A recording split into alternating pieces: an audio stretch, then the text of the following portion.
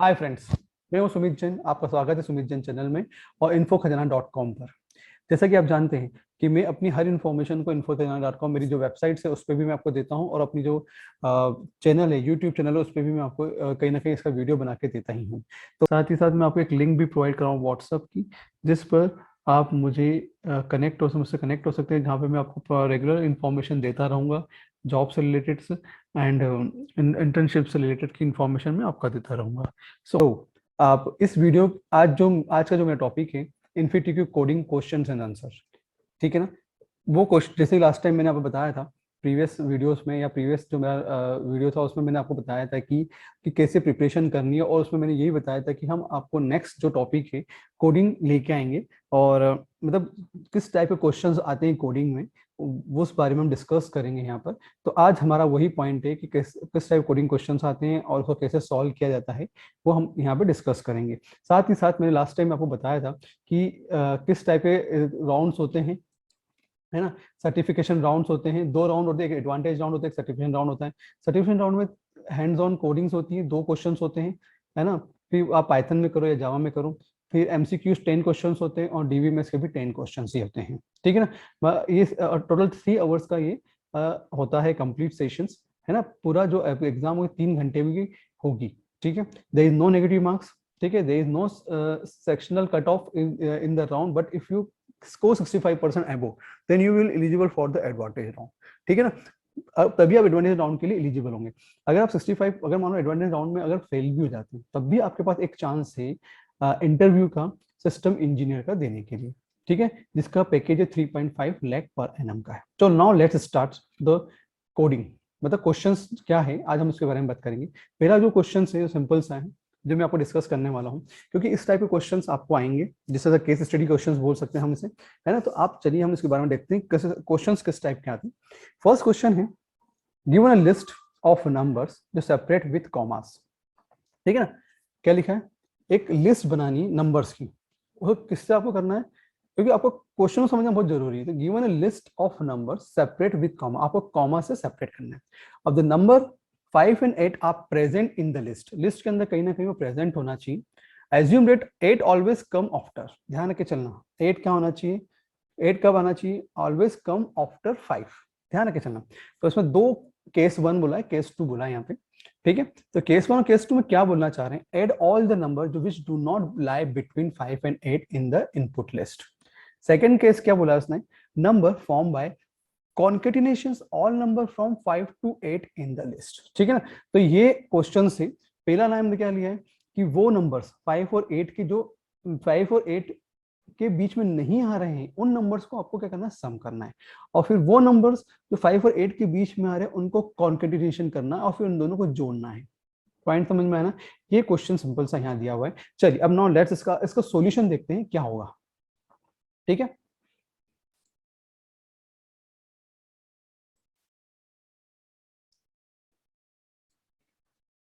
चलिए solution simple सा यहाँ पे आप देखते हैं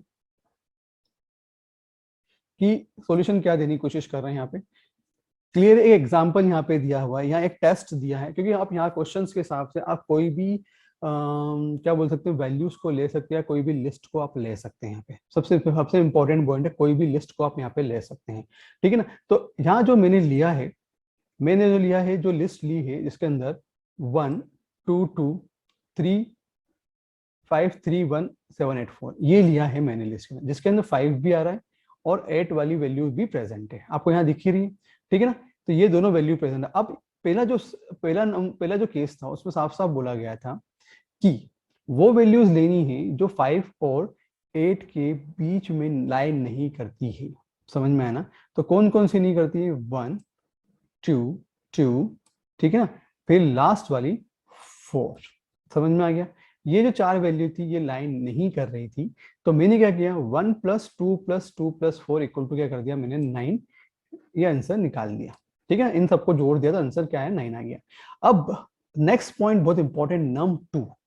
केस 2 क्या कहता था कि जो वैल्यू 5 और 8 के बीच में आ रही है उनको क्या करना है, कॉन्किनेटेड करना है। अब इसके लिए कॉन्किनेट करने के लिए थोड़ा सा फॉर्मूला अलग बनेगा, वो फॉर्मूला मैं आपको थोड़ा सा यहाँ समझा देता हूँ। जैसे फॉर एग्जाम्पल यहाँ पे क्या करना है, जैसे अब सबको जोड़ना है मेरे को, है ना।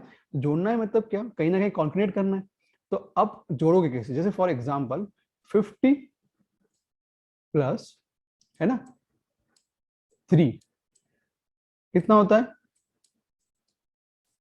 53। क्लियर है, आगे समझ में। सेम केस आई हियर,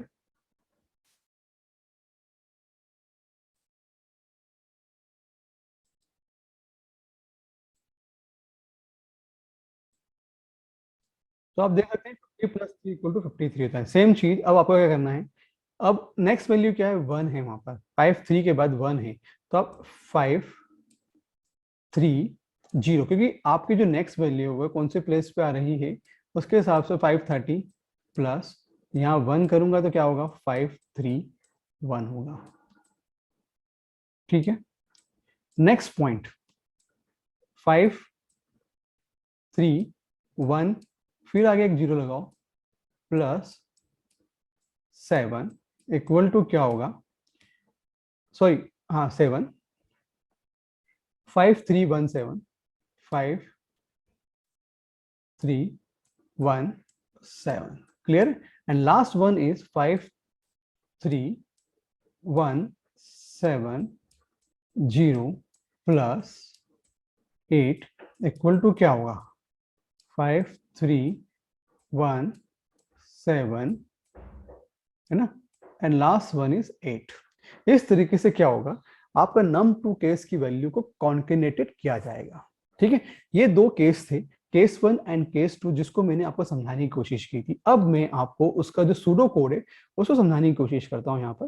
ठीक है, तो फर्स्ट लाइन जो मैंने यहाँ दिख रही है, अरे list map input, input and split bye comma, तो देख सकते हैं आप, पहली लाइन जो हमने बोली थी कि आपको किससे करना है, कॉमा से आपको स्प्लिट करना है, तो मैंने क्या कर रखा है यहाँ पे देख सकते हैं 1,2,2,5,3,1, और 7,8,4 से मैंने क्या करा है यहाँ पे इनको सेपरेट किया है कॉमा से। ये आपको क्लियर हो गया। सेकेंड लाइन क्या दी है, नम 1। अब बात केस 1 की है, तो नम 1 का क्या क्या फॉर्मूला था हमारा, कि आप जो भी वैल्यूज है 5 और 8 के बीच में जो लाई करती उनको छोड़ के सभी वैल्यू का करना है सम कर देना है। तो मैं कुछ नहीं कहा, सम इक्वल टू क्या लिखा, अरे अरे इंडेक्स 5 प्लस सम अरे अरे इंडेक्स 8 प्लस 1।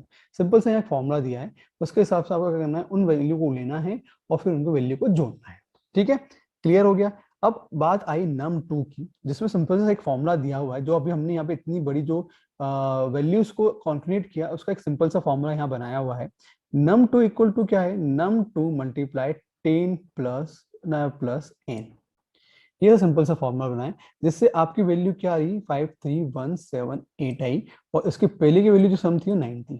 ठीक है, अब जो लास्ट वैल्यू है नम 2 प्लस नम 1 बोला गया है यहाँ पे, मतलब आप जो नम 1 प्लस नम 2, मतलब किसकी वैल्यू की बात हो रही है यहाँ पे, नम 1 प्लस नम 2 को हमको यहाँ पे क्या करना है, ऐड करना है, जो भी इनकी वैल्यूज है उसकी वैल्यू को ऐड करना है, और आपको उसका आंसर मिल जाएगा। तो यहाँ पे कुछ नहीं किया है मैंने, 53178 प्लस 9 लिखा है, तो उसका आंसर क्या होगा 53187, जब जोड़ेंगे तो इसका आंसर होगा। तो ये सिंपल था, ये क्वेश्चंस आप इसकी जगह कोई भी जो है इनपुट ले सकते हैं, पर ध्यान रखना है 5 और 8 के बीच में जो वैल्यूज आ रही हैं उसको फर्स्ट केस में आपको ऐड नहीं करना है, पर सेकेंड वाले केस में आपको 5 और 8 के बीच में जो भी वैल्यूज आ रही उनको क्या करना है, कॉन्किनेट करना है। ठीक है ना। Problem 2, a string which is mixture of letters और numbers, letter number and special character का mixture होगा। ठीक है, जो भी strings होगी वो इससे मिलकर बनेंगी, letter number and special character, from which produce the large possible even numbers, जहाँ पे कहीं ना कहीं आप नंबर्स को भी इंक्लूड करेंगे और इवन नंबर्स को भी इंक्लूड करेंगे। ठीक है, for the available digit after removing the duplicate digit from the input string. अगर मान लो कोई जब हम फाइंड आउट करेंगे कि ये इवन नंबर है या नहीं, ठीक है ना, तो उसमें जो डुप्लीकेट वैल्यूज है उसको हम क्या करेंगे, काउंट नहीं करेंगे। पहले बात ध्यान, if even number did not produce then return -1। अगर आपका इवन नंबर प्रोड्यूस नहीं हो रहा है तो आपका क्या होगा, रिटर्न क्या हो जाएगा, -1 हो जाएगा। तो ये एक सिंपल क्वेश्चन आपको यहाँ पे दिया हुआ है। अब मेन इंपॉर्टेंट पॉइंट क्या है, इनपुट फॉर्मेट क्या है हमारा और हमारा आउटपुट फॉर्मेट क्या है, हम इसके बारे में बात कर लेते हैं थोड़ा सा। ठीक है, तो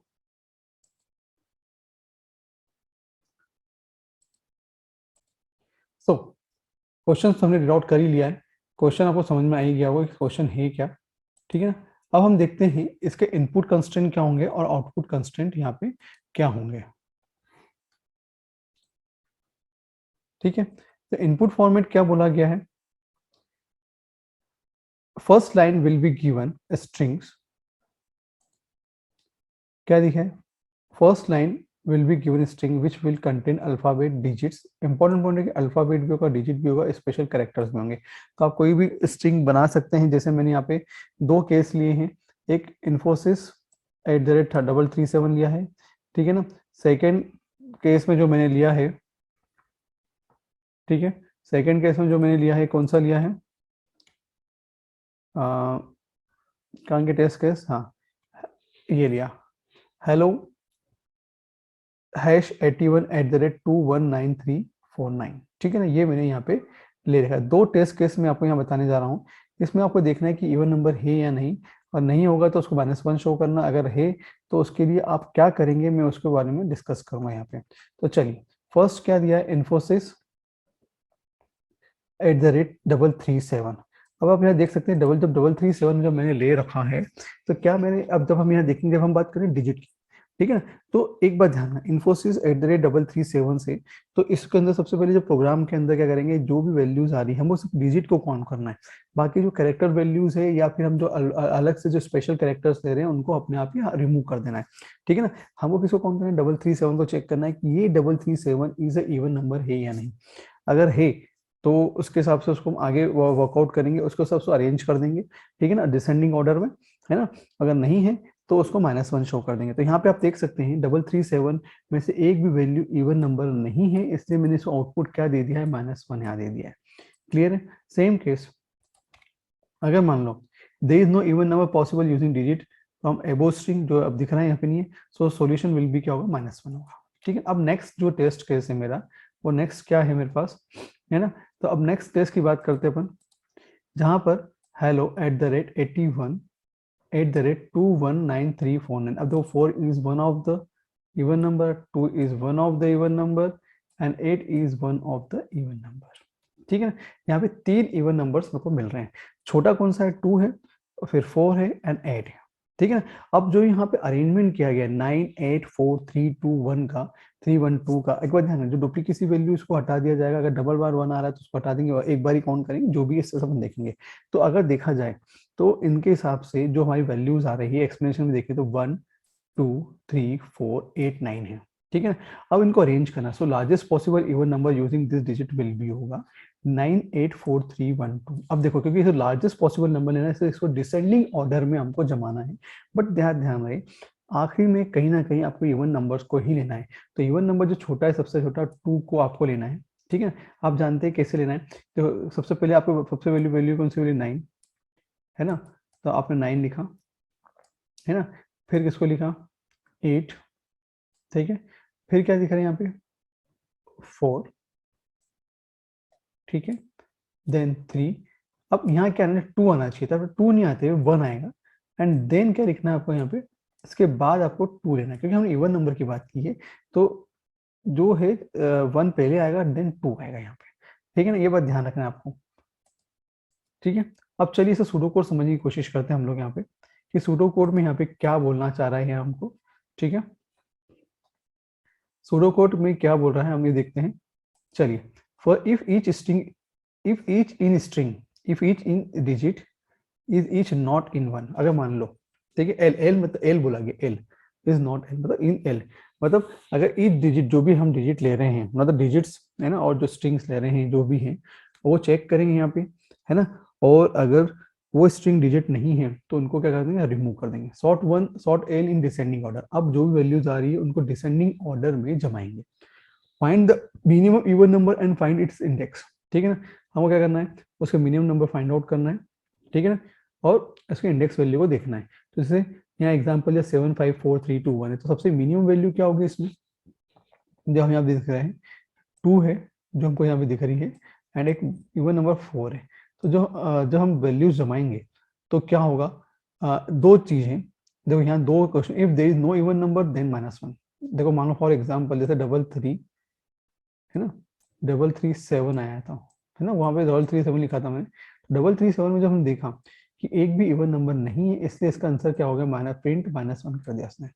अब कॉन्केनेट ऑल नंबर जो except the minimum even number, ठीक, एक्सेप्ट उसको छोड़ के, इवन नंबर को छोड़ के, साफ साफ यहाँ लिखा है मिनिमम इवन नंबर को छोड़ के कॉन्केनेट करना है सभी को, and concatenate the minimum even number and print, ठीक है ना। तो सिंपल सी बात है, अगर यहाँ पे 7 5 4 3 2 1 है, तो इसका जो बनेगा असेंडिंग ऑर्डर क्या बनेगा, 7, ठीक है, 5, कॉन्केनेट कर रहा हूँ मैं यहाँ पे, 4, है ना, 3।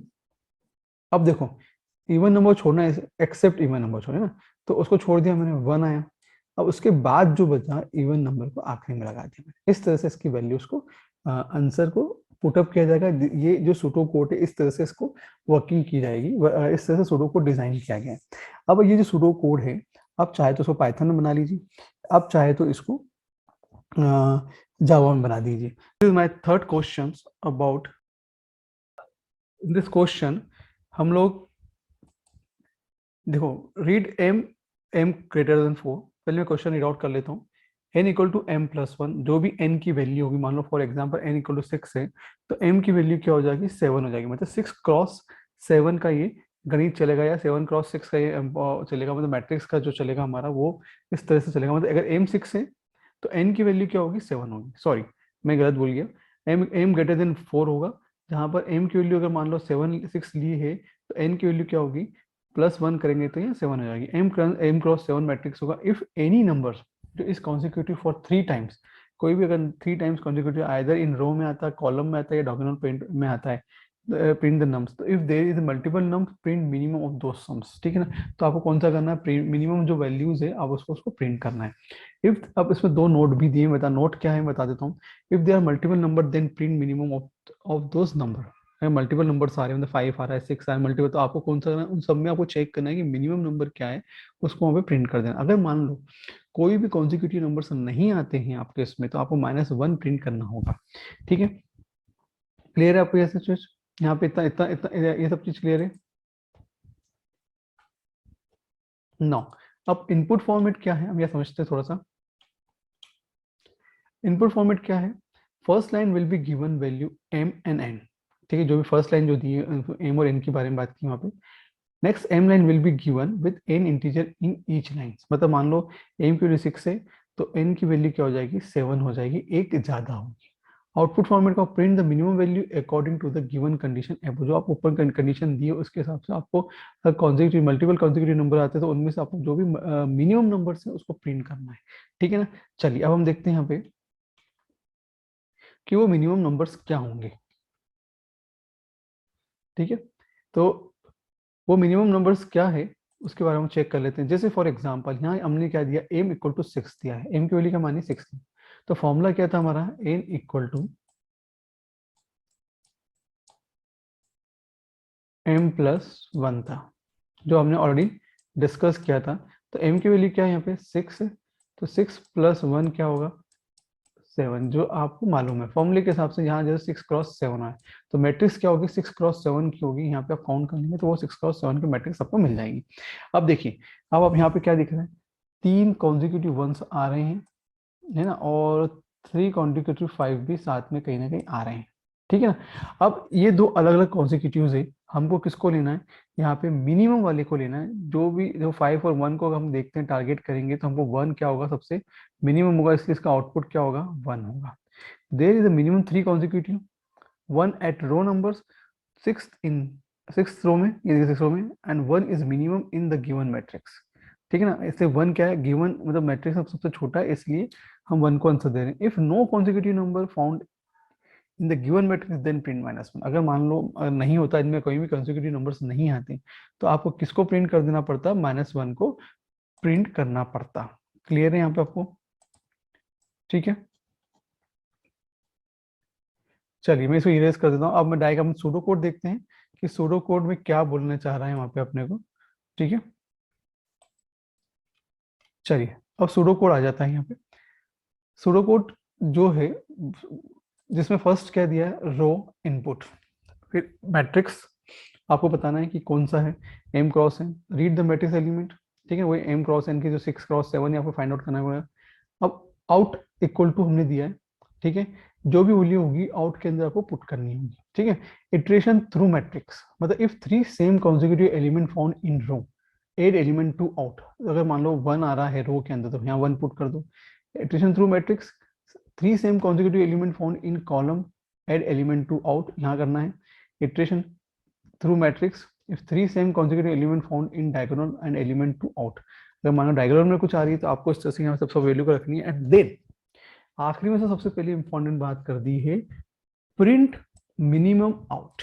अगर मान लो वहां पे 5 भी दिख रही थी, 1 भी दिख रहा था, 6 भी दिख रहा है, तो आपको इन तीनों में क्या चेक करना है कि सबसे मिनिमम क्या है, वही उसका आउटपुट होगा। अगर 5, 1 और 6 है तो 1 क्या है, मिनिमम है, तो आंसर विल बी क्या होगा, आउटपुट विल बी 1। तो आपको यहाँ दिख ही गया होगा, मैंने जो सिंपल जो सॉल्व करने की कोशिश की थी उसमें हमने 1 बता ही दिया था, ठीक है ना। तो आपको ये जो क्वेश्चन था मैट्रिक्स का, आपको सूडो कोड समझ में आ ही गया होगा। आपको इस सूडो कोड के बेसिस पे ही आप पाइथन के प्रोग्राम्स या जावा की प्रोग्रामिंग बना सकते हैं। This is problem 4, you will give some pair of string and number. क्या लिखा उसमें, आप क्या ले सकते हैं, pair of strings and number को वहां पे ले सकते हैं, ठीक है। और ठीक है, एंड ईच पेयर, यहाँ पे क्या लिखा, each pair will be separated with comma. अगर आपने जो भी लिया, मतलब आपके इसमें स्ट्रिंग्स भी होगी और नंबर्स भी होगी। स्ट्रिंग और नंबर जब ले रहे हैं तो उनको क्या करना है, सेपरेट भी करना है। In every pair string is associated with the number separated with colon. ध्यान रहे, जैसे फॉर एग्जाम्पल मैं यहाँ से एग्जाम्पल ले रहा हूँ, ए बी, ठीक है, ये दो ले ली मैंने स्ट्रिंग, स्ट्रिंग के अंदर ये ले ली और यहाँ कॉलन लगाया और फिर 3 3 देन 7, इस तरह से कोई भी स्ट्रिंग आप ले सकते हैं। ए बी कॉलन 337, तो मैंने यहाँ पे ऑलरेडी ले रखी है 2 स्ट्रिंग्स। अब देखिए इंपॉर्टेंट क्या है, क्या रूल्स अप्लाई करने हैं मुझे यहाँ पे बताना है। If sum of the square of corresponding digit is even, अब आपको क्या करना है, ये जो 3 और 3 और 7 लिया है तो 3 का भी स्क्वायर करना है, 3 का भी स्क्वायर करना है, 7 का भी स्क्वायर। 3 मल्टीप्लाई 3 कितना होता है, 9 प्लस इस 3 का करेंगे तो क्या होगा, 9 प्लस और 7 करेंगे तो क्या होगा, 49, ठीक है ना। ये आप देख रहे हैं। अब देखिए 9 प्लस 9 क्या, तो अगर 9 प्लस 9 कितना होगा, 18, 18 प्लस 9 कितना होता है, 27। तो डेफिनेटली हमारा ये, तो और प्लस 2 यहाँ करेंगे तो कितना आएगा, 67 होगा। This is called odd number, ठीक है। इस तरह से हमको चेक करना है कि अगर ऑड नंबर है तो क्या करना है और इवन नंबर है तो क्या करना है। तो साफ साफ लिखा है, sum of the corresponding square of corresponding digit is even. ध्यान रहे, even the rotate will be by 1 position, ठीक है। जब ये क्या हो गया, ऑड आ गया, है ना। अब the sum of the square digit is odd, then rotate the string right by 2 position। अब देखो यहाँ पे राइट बाय 2 पोजीशन, अगर मान लो यहाँ पे ए बी सी होता तो क्या करता मैं, सी बी देन ए कर देता, मतलब 2 वैल्यूज को रोटेट करता पीछे से, ठीक है ना। तो सी बी ए कर देता, है ना। इस तरह से यहाँ पे इसका रोटेशन चलता, कुछ नहीं करना आपको, यही करना। अगर एक होता तो क्या करते आप, सी ए देन बी करते हैं, ठीक है। एक सिंपल सा एग्जांपल यहाँ लिया इन लोगों ने। तो अब यही चीज को हम यहाँ देखते हैं किस तरह से हमने यहाँ पे किया है, ठीक है।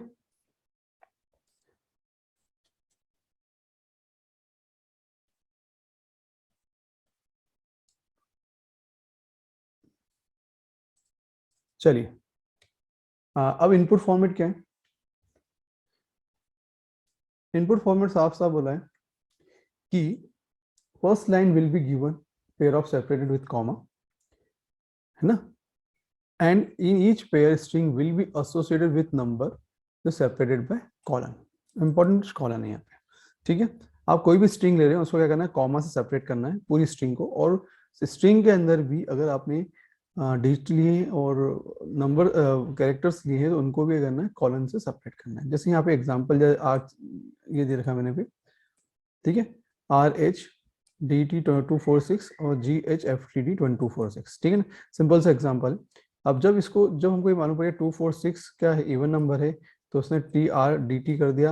और 1246 इज नॉट इवन नंबर, तो उसने क्या कर दिया, उसने क्या करा, सॉरी FTGHD कर दिया, ठीक है ना। देखो पहले करना FT, ठीक है, पहले डी बाहर आएगा, फिर टी जाएगा और फिर एफ जाएगा। इस तरह से हमने करने की कोशिश की। अब मैं इसको एक्सप्लेन करता हूँ किस तरह से हो रहा है यहाँ पे प्रोसेस, ठीक है ना। चलिए मैं पूरी प्रोसेस बनाने समझाने की कोशिश करता हूँ। पहला जो स्ट्रिंग थी उसके अंदर हमारी क्या आ रहा था, आर एच है ना, डी टी कॉलन 2 4 6 था, ठीक है ना। तो उन्होंने कुछ नहीं किया, find the sum of square each every digit. अब जैसे 2 है तो 2 का सम 2 इंटू 2 करोगे 4 आएगा, 4 इंटू 4 करोगे तो 16 आएगा, और 6 इंटू 6 करोगे 36 आएगा। जब हम इनका सम करेंगे तीनों का तो 56 हमारा आंसर आएगा। तो विच इज अ इवन, सो तो रोटेट क्या होगी वो वैल्यू, 1 से होगी, ठीक है ना। तो आर एच डी टी है तो सिर्फ टी क्या हो जाएगा, पीछे आ जाएगा, T R H D D हो जाएगा, ठीक है ना। क्या हो जाएगा, जैसे यहाँ पे ये रहा रोटेट होगी तो टी आर एच डी हो गया, क्लियर है। अब सेम केस अगर मैं ऑड नंबर लेता हूँ तब क्या होगा, अब हमको ऑड नंबर पे देखना है ना। तो ऑड नंबर क्या है मेरा, जी H F T D colon 1 2 4 6, ये है मेरी सेकंड वैल्यू, ठीक है। तो 1 टू 1 का स्क्वायर क्या होगा 1, 2 का स्क्वायर 2, 4, 4 का स्क्वायर 16 एंड 6 का 36। अब ये देखो आप देख रहे हो इन तीनों का अगर सम होता तो पीछे की तीनों वैल्यू का सम होता तो 56 होता, बट यहाँ 1 इंटू 1 किया, उसको अगर प्लस करता हूँ तो जो हमारी वैल्यू है वो ऑड फॉर्म में दिखाई देगी, इट्स मीन्स 57, ठीक है।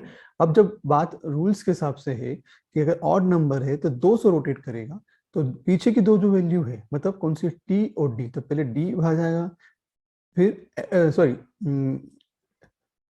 हाँ F T D G H हो जाएगा, ठीक है। ये दो वैल्यू से रोटेट हो रही है, F T D G H होगा, ठीक है। इस तरह से वो दो वैल्यू से क्या हो जाएगा, रोटेट होगा। क्लियर है आपको यहाँ पे। अब हम चलते हैं नेक्स्ट पोजीशंस पर कि हम इसमें आंसर किस तरह से शो होगा।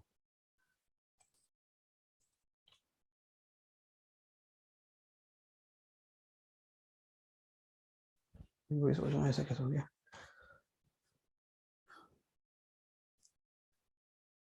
हाँ यार मैं भी वही सोच रहा हूँ ना।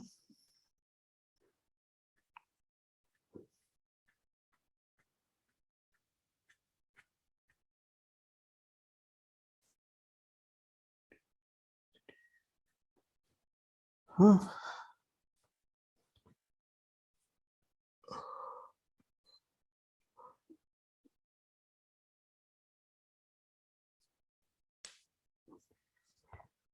so find the sum of the square every digit second pair ना, which is a this rotate right by 2, हाँ राइट बाई 2 से तो क्या है, सो इट विल भी होगा 2 से क्या मतलब है 2 पोजीशंस, तो यूनिट टेंस, अरे हाँ हम्म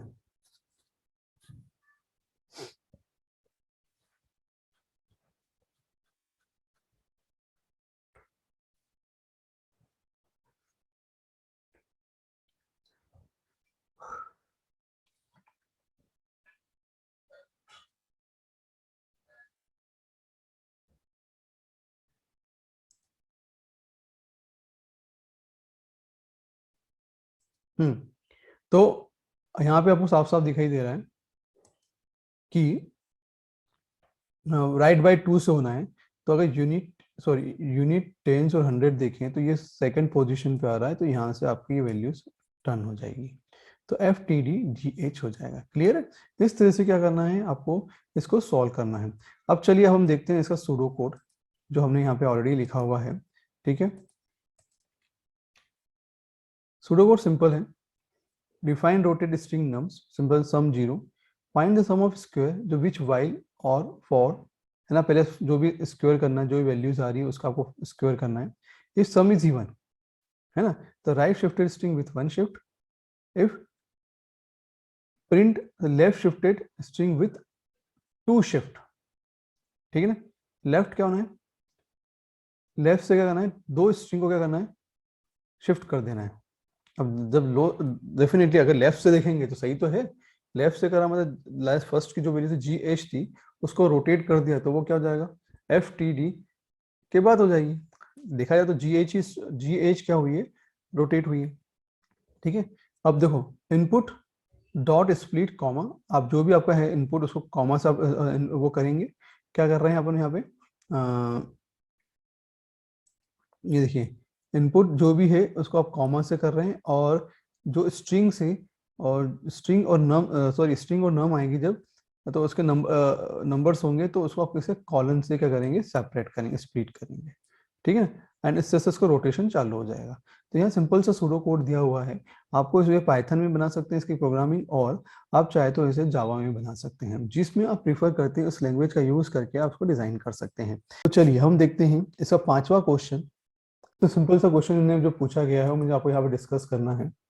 ठीक है, गिवन इनपुट ऑफ अरे, जो भी आपको अरे का जो इनपुट दिया जा रहा है स्ट्रिंग का, इस फॉर्मेट किसके फॉर्म में, एम्प्लॉय नेम और एम्प्लॉय नंबर के नाम से होगा, मतलब है ना, एम्प्लॉय नेम भी होगा वहां पे और उसका एम्प्लॉय नंबर भी होगा, जो सेपरेटेड बाय किससे होगा, कॉमा से। क्लियर है। Find the maximum digit in the, आपको क्या करना है, मैक्सिमम डिजिट को फाइंड करना है इन द करस्पॉन्डिंग एम्प्लॉय के अंदर, एम्प्लॉय नंबर के अंदर, जो विच इज लेस होगी या फिर इक्वल टू होगी length of the employees name के। ठीक है ना, याद है आपको ये चीज ध्यान रखनी है, क्या नंबर ध्यान करना है, या ऐसा नंबर ढूंढना है जो कि क्या होगा, या तो लेस देन होगा या तो फिर इक्वल टू होगा किसके, length of the employee name के, एम्प्लॉय का जो नेम है उसके लेस देन इक्वल टू होना चाहिए। At that place character into the final string, और इन सबको क्या करना है, वन बाय वन आपको करना है फाइनल स्ट्रिंग के अंदर पुट अप करते जाना है। If there is no any digit जो which satisfy the condition then add X, capital X into the final string. तो आपको समझ में आ गया कि अगर हमको क्या करना है, जो भी एम्प्लॉय नंबर से एम्प्लॉय नेम की जो भी स्ट्रिंग लेंथ है उसके या तो इक्वल या तो उससे लेस, दोनों में से हमको क्या करना है, वैल्यू को लेना है और वो उसको क्या करना है, फाइनल स्ट्रिंग के अंदर पुट अप कर देना है। अगर नहीं है, अगर इस तरह की कंडीशन नहीं बनती है तो आप किसको पुट करेंगे, एक्स, मतलब कैपिटल एक्स को यहाँ पे आप पुट कर देंगे।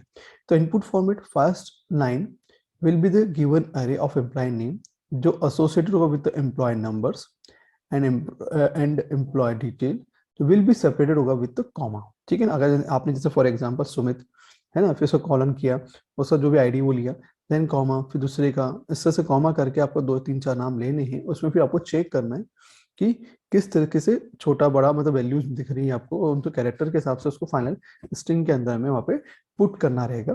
क्लियर है आपको ये सब चीजें। So, अब पॉइंट है आउटपुट फॉर्मेट क्या हो, print final generate password according to the given rule. अब जो भी आपका आएगा उससे रिलेटेड जो भी उसके आउटपुट को आपको जनरेट करना है। तो टेस्ट केस 1, अब जो इनपुट ऑलरेडी यहाँ पे दिया हुआ है, रॉबर्ट कॉलन 36787, इसका आईडी है, टीना 68721 एंड जेओ 5678 तो इसका आंसर क्या आ रहा है, TIX। तो टी रोबोट के अंदर से लिया गया है, आई टीना के अंदर से लिया है। अब ये वैल्यू क्या है, जो बहुत छोटी होने की वजह से इसमें वो एक्स कंसीडर किया गया है। ठीक है ना,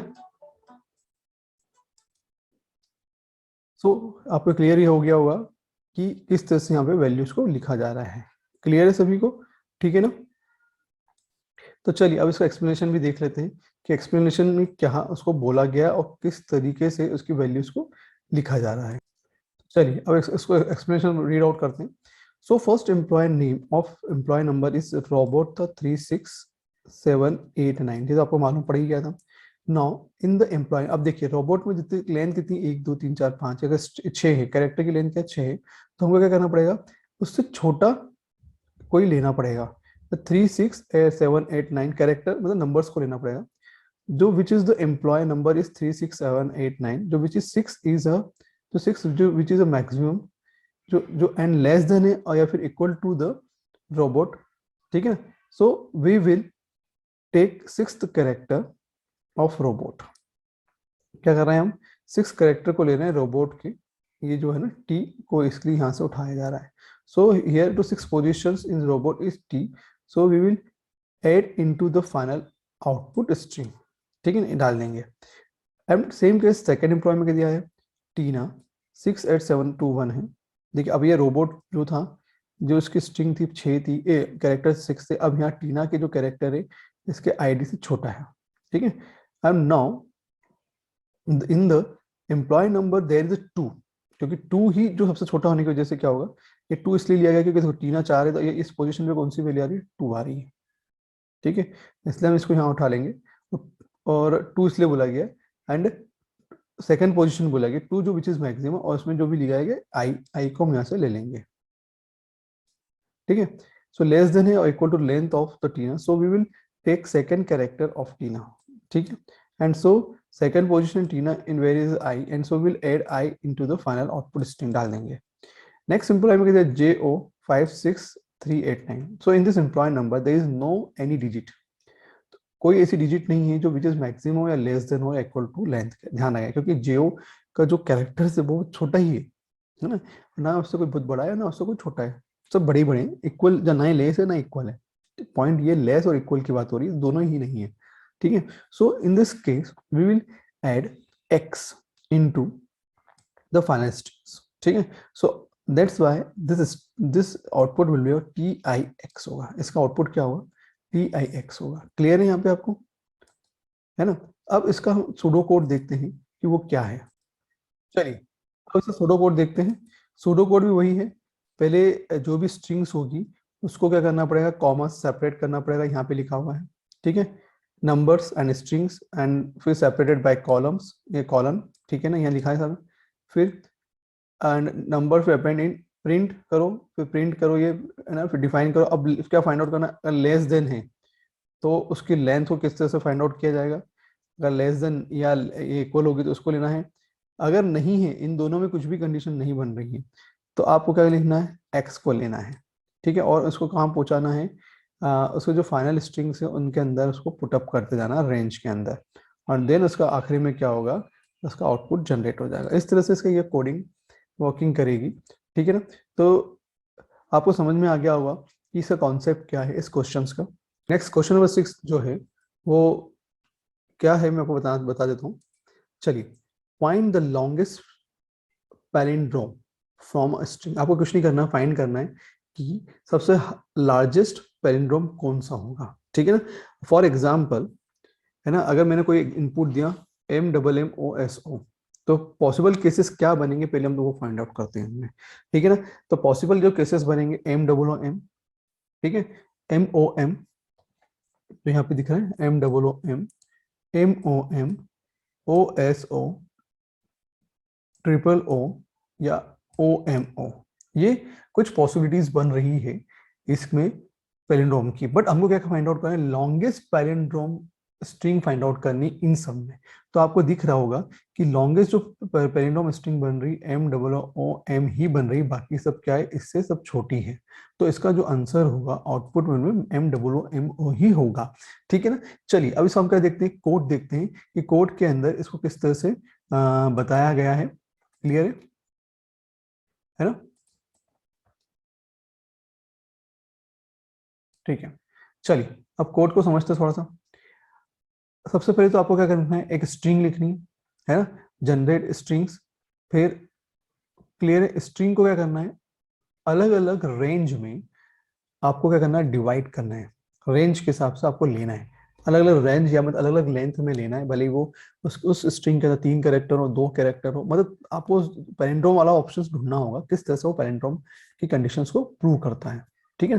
तो आपको वो कंडीशंस लानी होगी इसके अंदर, क्लियर है। उसके बाद क्या करना पड़ेगा आपको, एक एक जब आपने एक अलग अलग पैटर्न डिजाइन कर लिए हैं, उस पैटर्न्स में आपको चेक करना पड़ेगा कि सबसे ज्यादा लेंथ किसकी बन रही है, ठीक है ना। तो उस लेंथ को चेक करने के लिए आपको क्या करना है, एक दूसरे से कंपेयर करना पड़ेगा, ठीक है ना। तब जाके आप देख सकते हैं कि भैया इसकी लेंथ 3 है, इसकी लेंथ 4 है, इसकी लेंथ 5 है, तब जाके आप उसमें लिख सकते हो कि this string will B longest string of palindrome, ठीक है। तो ये यहाँ पे वही चीज बताइए, इफ लिखा ना, इफ कंडीशन यहाँ दे दी है, लेंथ ग्रेटर देन I1 या फिर IL जो दिया यहाँ पे, फिर I then output this I and output out this, तो इस तरह से इसका आंसर आ जाएगा। तो आपको समझ में आ गया होगा कि ये क्वेश्चन किस तरीके का था, पैलिंड्रोम से रिलेटेड क्वेश्चन था, ठीक है ना, जो हमने यहाँ पे आपको बताया। अब तक हमने 6 क्वेश्चन आपको बता चुके हैं, है ना। आपको समझ में आ गया होगा किस तरह से इसको सॉल्व करना है। आपको सिर्फ कुछ नहीं करना है, आपको केस स्टडी को अंडरस्टैंड करना है, ठीक है ना, एंड उसके बेसिस पे आपको अपने आउटपुट इनपुट डिजाइन करना है। एंड उसी के बेसिस पे उसका आउटपुट भी निकल जाएगा और उसी के बेसिस पे आपको कोडिंग भी करनी है वहां पे।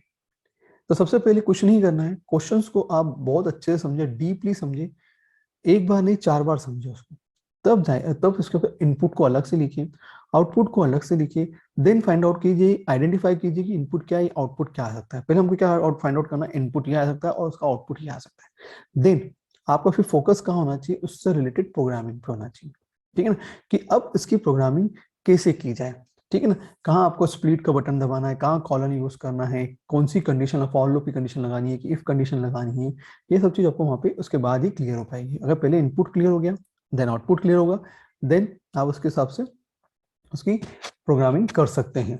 क्लियर है? तो आपको समझ में आ ही गया होगा कि ये क्वेश्चंस किस तरह से करने हैं। थैंक यू वेरी मच और प्लीज सब्सक्राइब करना ना भूलें।